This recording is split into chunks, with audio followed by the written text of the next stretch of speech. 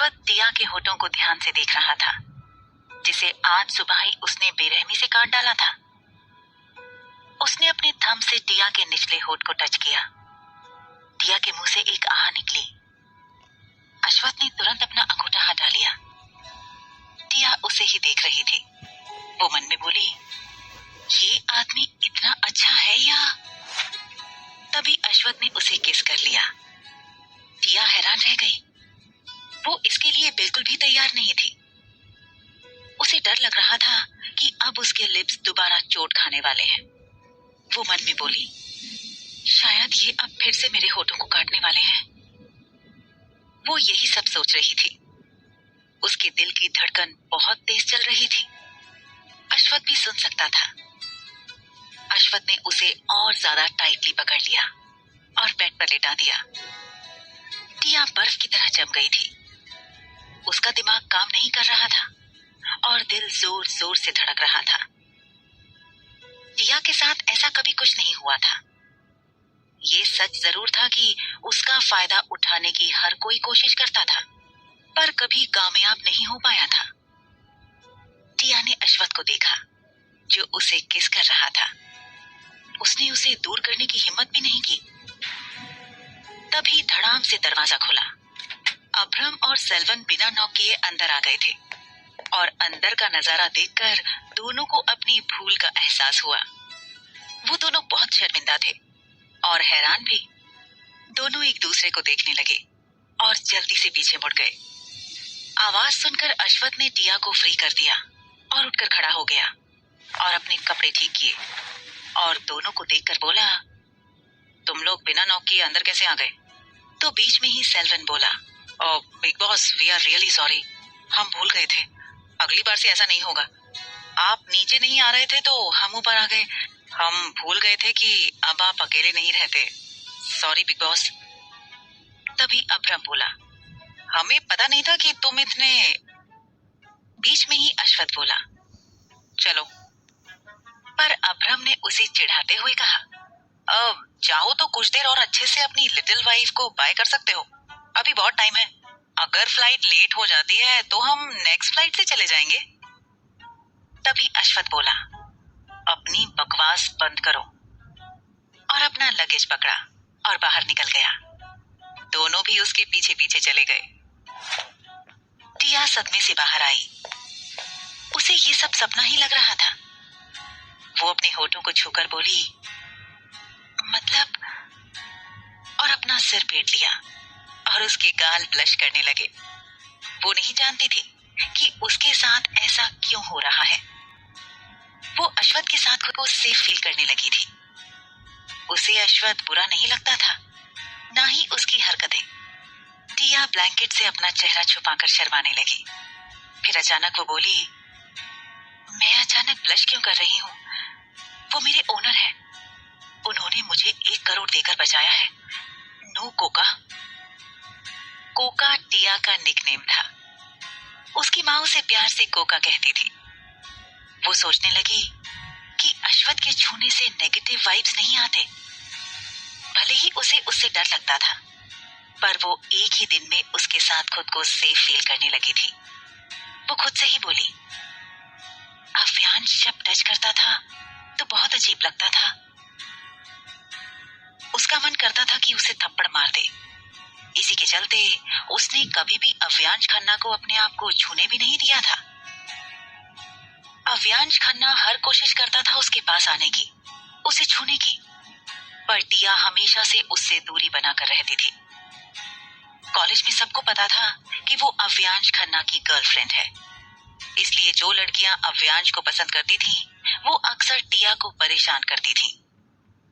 हमेशा टिया को सब टॉलरेट करना पड़ता था।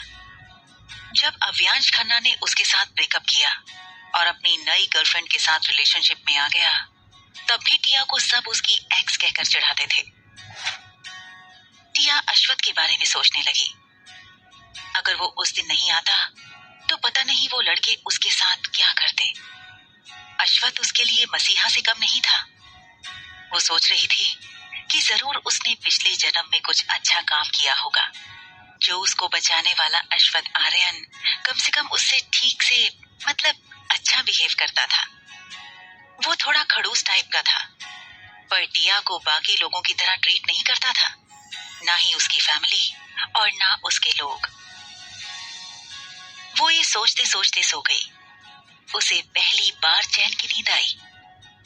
जैसा कि ओरियन ने उसे कहा था कि 3 बजे उठना है, वो करेक्ट टाइम पर उठी और बाथरूम में चली गई। ब्रश किया, फ्रेश हो गई और नहा कर आई। उसने स्लीवलेस इनर पहन लिया और नीचे काले रंग का ट्रैक पैंट और स्पोर्ट्स शूज पहन लिए और भागते हुए बाहर आई। आर्यन मैंशन का ग्राउंड बहुत बड़ा था। वहां की सारी लाइट जल रही थी। वहां पर ओरियन और आदित्य दोनों थे। आदित्य नाराज लग रहा था। टिया को आता देख आदित्य बोला, भाई ने मुझे भाभी का मेकओवर करने का काम दिया है, उन्हें ट्रेनिंग देने का नहीं, फिर मुझे क्यों बुलाया है? तभी ओरियन बोला, तुमने कल ठूस ठूस कर ब्रेकफास्ट और लंच फिर डिनर किया है। यंग मैडम अब रोज ब्रेकफास्ट, लंच और डिनर बनाएंगी। तुम तो खा खा कर मोटे हो जाओगे। उससे अच्छा है अभी से एक्सरसाइज करना स्टार्ट कर दो, बाद में पछताना नहीं होगा। चलो, यंग मैडम के साथ तुम भी ग्राउंड के 5 चक्कर लगा कर आओ। ये सुनकर आदित्य हैरान होकर उसे देखने लगा और बोला, हे भगवान, तुम सच में बहुत बुरे हो। मैंने ऐसा क्या कर दिया जो ऐसी सजा दे रहे हो? अब खाना पीना छोड़कर उपवास रखना शुरू कर दूं? तुम लोग क्या मुझे भूखे प्यासे मरने देना चाहते हो? ये गलत है। इस बात पर ओरियन बोला, नाटक मत करो और जाओ। यंग मैडम कब की चली गई? आदित्य ने देखा और बोला, मेरी प्यारी भाभी मुझे छोड़कर चली गई, ये तो गलत हुआ। और वो भी दौड़ते हुए गया। टिया 2 ही चक्कर लगाते लगाते बुरी तरह से हांफने लग गई थी। वो बड़ी मुश्किल से ओरियन के पास पहुंची और अपने घुटनों पर हाथ रखकर हांफने लगी। वहीं आदित्य भी पहुंच गया। उसकी भी हालत ऐसी ही थी। तभी ओरियन ने कहा, यंग मैडम, अगर आप 3 राउंड चक्कर नहीं लगाएंगे तो बिग बॉस आपको पनिश करेंगे। ये सुनते ही टिया के रोंगटे खड़े हो गए। वो फिर दौड़ने लगी। इस बार तो वो ऐसे दौड़ रही थी जैसे उसके पीछे उसे काटने के लिए पागल कुत्ता पड़ा हो। तभी आदित्य बोला, अगर मैं पूरा नहीं भी करूंगा तो मुझे कोई पनिशमेंट नहीं मिलने वाली। ओरियन उसे देखकर बोला, तुम्हारे लिए भी है। तुम्हारे लिए पनिशमेंट ये है कि तुम डाइटिंग करोगे। ये सुनते ही आदित्य के होश उड़ गए। खाना तो उसका फेवरेट था। खाने के लिए वो कुछ भी कर सकता था। वो भी सिर पर हाथ रखकर दौड़ने लगा। 5 राउंड पूरे होते होते तक दोनों लगभग बेहोश होने के कगार पर थे। दोनों को ओरियन ने पानी के बॉटल्स दिए। दोनों जल्दी जल्दी बोतल के ढक्कन खोलकर पानी पीने लगे। ओरियन ने कहा, इसके बाद बाकी एक्सरसाइज जिम में करनी है, जो घर के 3रे फ्लोर पर है। आदित्य और टिया दोनों बहुत नाराज थे। दोनों अश्वथ को पीटना चाहते थे। क्या करते? ओरियन के पीछे पीछे मरियल घोड़ों की तरह चलते हुए गए। टिया जिम को देखकर हैरान थी। ओरियन बोला, सबसे पहले हम वार्म अप करेंगे और उसके बाद क्या क्या करना है उसके नाम बताने लगा। आदित्य बोला, ये वार्म अप की लिस्ट तो बहुत लंबी है। ये सिर्फ वार्म अप है तो एक्सरसाइज कितनी लंबी होगी? हे भगवान, मुझे इस धरती पर नहीं रहना। और ये कहकर वो फर्श पर लुढ़क गया। टिया भी इतने सारे नाम सुनकर लगभग बेहोश होने के कगार पर थी, पर उन्हें करना ही पड़ा। लास्ट तक तो दोनों आधे बेहोश हो ही गए थे। दोनों के दोनों और ओरियन पसीने से भीगे हुए थे। धीरे धीरे दिन बीतने लगे। सब टिया की रिस्पेक्ट करते थे, उसकी हेल्प भी करते थे। समय समय पर अश्वथ अपडेट लेता रहता था। आदित्य का आधा वजन कम हो गया था। टिया को ओरियन सेल्फ डिफेंस करना भी सिखा रहा था। दादाजी तो टिया को अपनी सगी पोती की तरह प्यार करते थे। टिया ने सबका दिल जीत लिया था। सबके साथ वो फ्रेंडली और कंफर्टेबल थी। आदित्य टिया का लगभग पूरा मेकओवर कर चुका था। वो अब मॉडर्न बन चुकी थी। पहले वो वेस्टर्न ड्रेस नहीं पहनती थी, पर अब पहनने लगी थी। इसी तरह 2 हफ्ते कब बीत गए पता ही नहीं चला। टिया का 1 किलो वजन बढ़ गया था। अश्वथ आज आने वाला था। जब ये बात टिया को पता चली तो वो हैरान रह गई। उसे दुख भी हो रहा था क्योंकि उसकी गैर मौजूदगी में उसने उसके रूम का नक्शा ही बदल डाला था। उसे डर लग रहा था कि अश्वथ ने अगर रूम की हालत देखी तो वो पक्का उसे जिंदा दफना देगा। उसने इन 2 हफ्तों में अश्वथ के बारे में बहुत कुछ जान लिया था, उसकी पसंद नापसंद सब कुछ, और ये भी कि वो जब गुस्सा होता है तो किसी की नहीं सुनता। सब लोग उससे डरते हैं। ये सोचते ही वो सिर से पांव तक कांपने लगी। उसे लग रहा था कि इस बात का अश्वथ को अभी तक कुछ भी नहीं पता, पर उसे क्या पता था? अश्वथ को सब पता है कि वो 2 हफ्तों में क्या क्या काम कर चुकी है। टिया आज कॉलेज आई थी। उसे दिन में जरूरी काम से बुलाया था। कॉलेज के प्रिंसिपल, वाइस प्रिंसिपल और डीन को पता था कि टिया अब अश्वथ आर्यन की वाइफ है। वो उसके साथ कैसा भी व्यवहार नहीं कर सकते थे। वैसे भी टिया के साथ उनका व्यवहार ठीक था, पर अश्वथ आर्यन की बीवी है ये जानने के बाद वो डर रहे थे। वो अश्वथ आर्यन के गुस्से से वाकिफ थे। वो कॉलेज अश्वथ आर्यन का ही था। अश्वथ आर्यन उस कॉलेज का ट्रस्टी भी था। अश्वथ आर्यन ने सीधे धमकी दे दी थी कि उसकी लिटिल वाइफ को किसी भी तरह की प्रॉब्लम नहीं होनी चाहिए, वरना वो उन लोगों को बख्शेगा नहीं। टिया पहले से ज्यादा अट्रैक्टिव, चार्मिंग और खूबसूरत दिखाई दे रही थी। उसने एक शर्ट टाइप टॉप पहन रखा था और नीचे रफल स्कर्ट पहन रखा था और अपने बालों की 2 फ्रेंच चोटी बनाई हुई थी। वो बहुत प्यारी लग रही थी। अब वो पहले की तरह नर्वस नहीं थी। उसके चेहरे पर अलग ही चमक थी। सब लोग उसे ऐसे देखकर हैरान थे। वो सीधे प्रिंसिपल रूम में गई।